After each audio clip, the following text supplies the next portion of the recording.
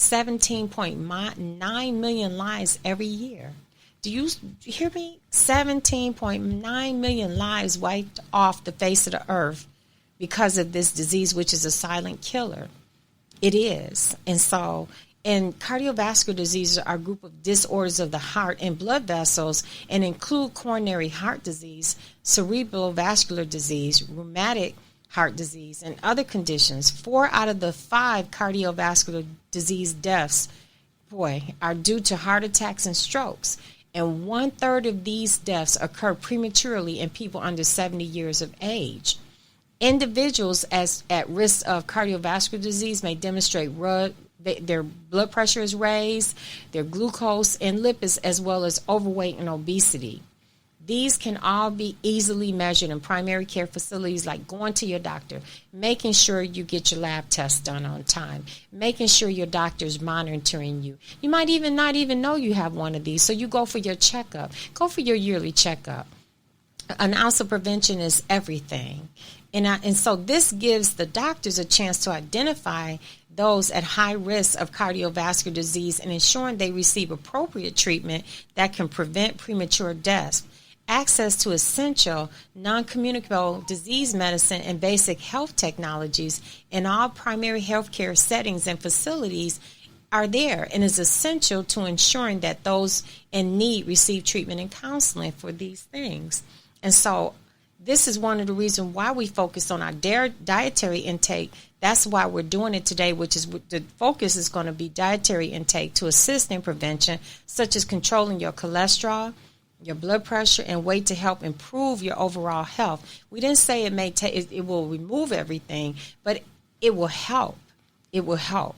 The focus should be to avoid foods that have high fat content and foods that are high in sodium and salt, such as processed foods. Just get that all the way off the table if you can, processed foods. But we know that it might not be easy to do, because when I'm working in counseling, I have to help people to move from that thought process to a whole different process and a whole new way of eating, and how to do it in a way where you still feel empowered.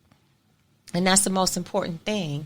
So our food categories today are fruit and vegetables, whole grain, fats, proteins, and foods with sodium. So I thought, instead of saying these food groups, but if we look at the systems of the body that might be easily identifiable to people that are dealing with some of this, it can help them and they can pick out what works for them. They can continue to listen and pick out what works for you. So let's go more in depth with our food categories. Number 1, vegetables and fruit, water-based foods. Vegetables and fruits are that. And they're a good source of vitamins and minerals. And they could taste really good. I cook with natural I cook with natural vegetables every day almost, and fruits. Because if I'm not making up smoothies, then I'm incorporating it into my dinner. And I love cooking natural vegetables from scratch. I don't want anything in a can, and I don't want anything frozen. I want my vegetables from scratch. And vegetables are also low in calories, and they're rich in dietary fiber. Vegetables and fruits, like other plants or plant-based foods, contain substances that may help prevent cardiovascular disease. Eating more fruit and vegetables may help you cut back on higher calorie foods such as meat, cheese, and snack foods. So let's look at our healthy heart foods. And before we do that, when we say cut back, and it's all about how you do what you do. It's not so much about, I don't have time. You make time. You want to make time to live, right? So you make the time. You make the time that if you have to breathe in, breathe out to live on this earth, then you need to make the time to continue to breathe in and breathe out, which is called air, oxygen. So that's what it's called. So you want to continue to breathe, then you have to take time to do what you need to continue to breathe. And that's about prepping your foods. Food prep it takes a little bit of time, but it can also be a lot of self-love in it. And that's some of the things we talk about. And so let's look at some fruits and vegetables that you can choose, okay, that's going to be able to help you in what we're talking about today in prevention. And this may help you with prevention. Fresh or frozen vegetables and fruits. That's one thing. Low sodium canned vegetables. Even though I don't eat any canned vegetables at all, low sodium, you should look on the can and see if it's low sodium. Because some people just may not have the time canned fruit packed in juice or water. And sometimes people just don't know how to, well, if you're a person that just doesn't know how to cook, it's a good time to start. And it's easy to start with vegetables, and it's easy to start with also fruit. Fruits and vegetables to limit or have in moderation: coconut, vegetables with creamy sauces, fried or breaded vegetables, canned fruits packed in heavy syrup, and frozen fruits with sugar added. Like, say, for instance, if I want to have a peach cobbler, then I'll just go to the orchard and get a basket of peaches so that I can actually cook my stuff from scratch. And it's a process, and I usually like to have the grandchildren over, and I'm in the kitchen and I'm cooking, and a lot of people be like, Debbie, yeah, that's me, I do that too. So I'm in the kitchen cooking and boiling my peaches and peeling the skin off and slicing them and getting ready to, make the sauce that I need to make to be able to have peach cobbler. So yes, and then that's tradition when the kids see you do it and the grandkids see you doing it. Then you have tradition, and it's family time. So it depends on how you incorporate what you do. It's important. Another thing that is very helpful for you as well, if you're dealing with cardiovascular disease, is whole grains. They're a good source of fiber and other nutrients that play a role in regulating blood pressure and heart health. And here's some great ones for you to be able to use and choose. Whole wheat flour. So when you go to the store instead of buying, just make sure you're buying whole wheat flour, okay? Because a lot of people cook with flour. So if you're going to cook with it, get whole wheat flour. Whole grain bread, preferably 100% whole wheat bread or 100% whole grain bread. Okay, get high fiber cereal with 5G. Make sure when you're buying your cereals, don't always look for the sugary stuff. Look for something you get the box. Don't just grab something, but just take a little bit of time out to turn the box over and just see if it's a high fiber cereal with 5G. It might be right there on the front of the box, and know that, at least if I'm giving my children or my family or we're eating cereal, I'm eating high fiber cereal with 5G. Okay. Another thing that is really good is quinoa. And I've come to like it. I really have. Barley, farro, or more fiber and it has these three things: quinoa, barley, and farro. It has more fiber in a serving. You would be surprised. And it's going to help you eliminate a lot of toxins, help you go to the bathroom like you need to. Whole grains such as brown rice, barley, and buckwheat, or kasha, is another one. Whole grain pasta, oatmeal, steel cut or regular. Okay, because everybody knows that you eat oatmeal, it's going to have you in the bathroom because it's going to help you cleanse your system. Grain products to avoid, but before we get to avoid, let's just backtrack a little bit. So, say for instance that you're not using the bathroom regularly. That should tell you that something's not working right. If it's taking you 2 or 3 days to go to the bathroom to do number 2, then that tells you something's not working right, and it's your diet, and you need to change it. You need to incorporate some whole grains. You need to incorporate some vegetables and some fruit so you can start moving waste out of your body, because you don't want to set up disease. So if you're listening and you're saying, I'm not going to do it, you should at least, some people go to the bathroom 2 times a day, 3 times a day. You just be surprised, because you're eliminating waste from your body and you're keeping your body going. And so that's what you really want to have happen. Another thing too, what I want you to look at too, is I want you to look at grain products to avoid, because a lot of people just say, oh, you want a whole grain diet, okay? You want to move away from white refined flour. You just go to the store and buy a bag of flour. Well, take time out. Is it whole wheat flour or is it white refined flour? White refined, all white. Don't do it. White bread, no. Muffins, no, because they have so many calories. Some people just go to the store. They get up in the morning, they go get coffee, and they get a muffin with the coffee. And then they don't understand why they're not losing any weight. Well, how many calories does that muffin have in it? How much sugar does it have in it? What was that muffin made with? Was it made with white refined flour, or was it made with whole wheat flour? What does it have in it? Does it, what type of sugar was it cooked with? That's what you have to look at.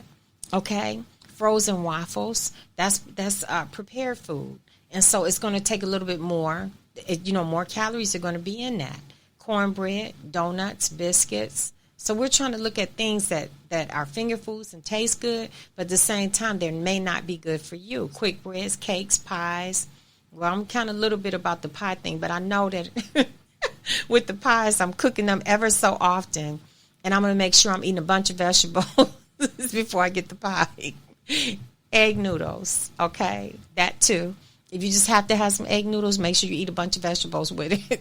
Buttered popcorn and high-fat snack crackers. These are things that can add a lot of weight, and these are these whole grains. They're not as good for you as you think they are. So if you're eating any of this, moderate. If you just got to have it, do it in moderation. Slow it down and offset it with salad, offset it with vegetables, offset it with a great shake, something that's going to move this through your body. And now let's look at the next thing, which are healthy fats. Healthy fats provide energy. They support cell growth. That's one of the most important things that you need to be doing is supporting cell growth. You want to keep the growth of your cells healthy so that you can protect your organs and keep your body warm. Essential fatty acids are necessary for the absorption of fat-soluble vitamins, vitamin A, D, E, and K, and they help with hormone production.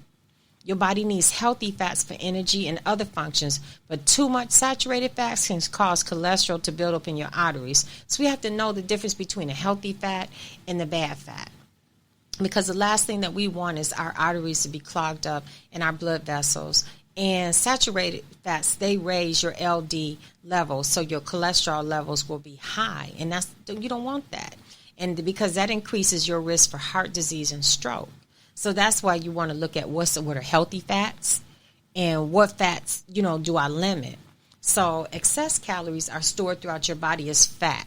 Your body stores this fat with specialized fat cells, and that's called adipose tissue, in the form of triglycerides. These fats are stored either by enlarging fat cells, which are always present in the body, or by creating more of them. So if the next thing you know, you just keep creating and multiplying fat cells and multiplying, you're going to be obese and you're going to be sick. So here's some good fats to choose from. I'm going to tell you a little story. I cooked some chicken. No, my husband was cooking the chicken. And I told him, could you put some olive oil on it? Could you coat it with some olive oil he was baking it. And I said, could you coat it with olive oil?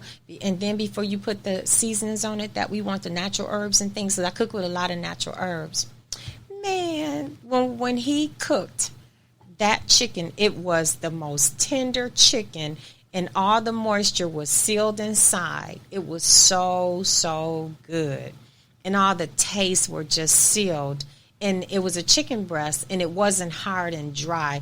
It was moist. It was the best piece of chicken I ever ate, actually. So why don't you try coating your chicken in olive oil a little bit and put your seasonings on it and put it in the oven instead of frying it. Try that. I'm telling you, it makes a difference. If you fry enough, not fry it, but if you cook enough of it, you can store the rest and you can put it in your salads. You see what I'm talking about? Another good fat is canola oil, vegetable and nut oils, margarine, trans fat free now. Make sure there's no trans fats in it. And cholesterol lowering margarine such as Benecol, Promise Active, or Smart Balance. Those are some good fats to choose from. Nut seeds and avocados. Avocados are just healthy for everything. You see avocados in everything now. And so this is really some healthy fats to choose. And say, for instance, that, you instead of you going to the store and picking out some things, not even the fast food restaurant at lunch, take some time and prepare your meals. Cut up some avocados, some things that you can snack on, through lunch. And then at the same time, you can have some healthy stuff that you can snack on at your desk, such as fruits. And you can store them, go get them out the refrigerator at work, sit at your desk. It's not about what you do, it's how you do it.